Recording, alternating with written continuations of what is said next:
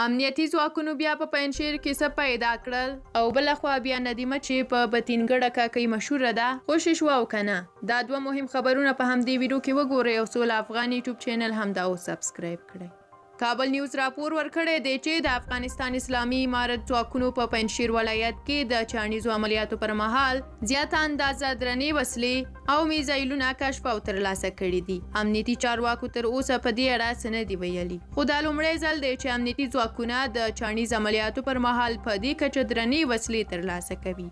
د یادونې ده چې واک ته د اسلامي امارت تر رسیدو وروسته امنیتي ځواکونو په پنجشیر ولایت کې ګڼ شمېر وسلې او مهمات له سمسو څخه راایستلي وو چې بیا وروسته کابل ته راولېږدول شول.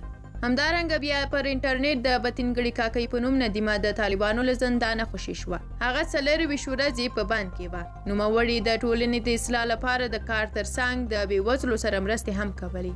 تر اوسه طالبانو نه دي ویلي چې هغه یې ولې نیولې وه.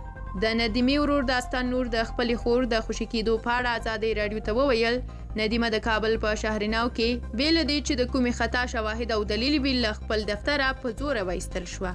له دې او د دې له همکارانو په کورنیو چارو وزارت کې تحقیقات وشول او هلته وساتل شوه. 24 ورځې بې له کوم مدافع وکیله په توقیف کې وه.